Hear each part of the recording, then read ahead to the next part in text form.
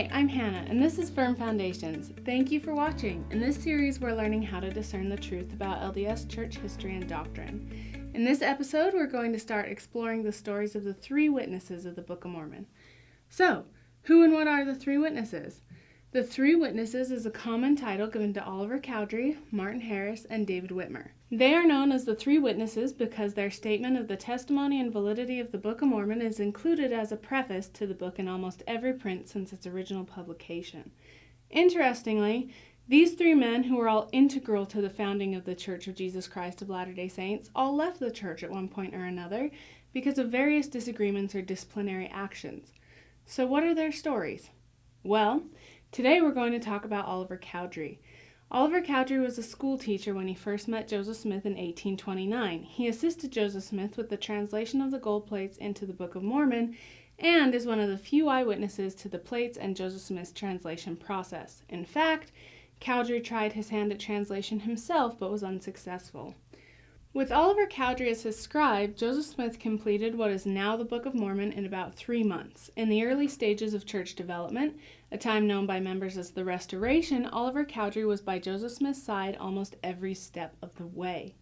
In May of 1829, the two men received the Aaronic or preparatory priesthood together.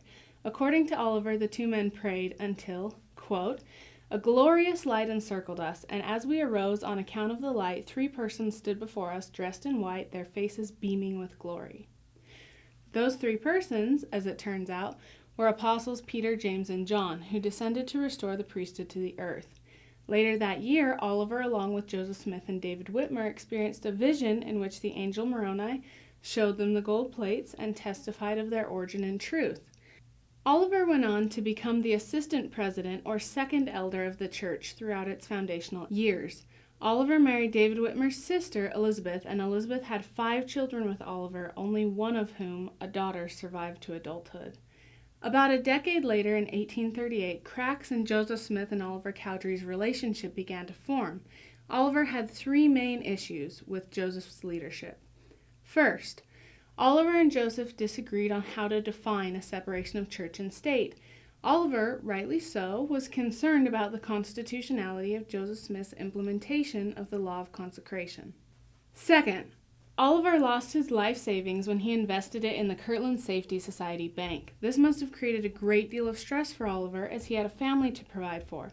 This likely caused him to feel resentment towards Joseph Smith, who, while a prophet, was not an economist and was not skilled enough to oversee the formation of a bank or a new form of currency. Third, while Oliver was one of the first people who knew about Joseph Smith's revelation to reinstitute, for a temporary time, polygamy, Oliver was understandably repulsed by the idea and called Joseph Smith's relation to his first plural wife, Fanny Alger, a dirty, nasty, and filthy affair. After a great deal of tension, a disciplinary council was organized against Oliver by other church leaders. The council planned to levy 9 charges against Oliver, but he opted out of the confrontation, instead writing a letter of resignation to the church, who, upon receipt, excommunicated him. A few months after his excommunication, an extremist group of LDS members known as the Danites wrote a letter to Oliver and other dissenters, telling them to leave the county in 3 days or be forced out by any means necessary. Oliver fled the county and kept his distance from the church for many years. So, while some church members idolize Oliver and others vilify him, he was a complex, intelligent, and perfect man who, like everyone else, was trying to figure out life and how to be happy and true to what he believed to be right. He faced a great deal of hardship, including the loss of 4 children and a great deal of cognitive dissonance, as he struggled to confront a reality in which his prophet, the man who he had baptized and who had baptized him, was also a polygamist who contributed to his financial ruin. Oliver joined the Methodist Church for a time. He became a lawyer and was heavily involved in politics. He was a successful orator and was asked to run for Democratic office.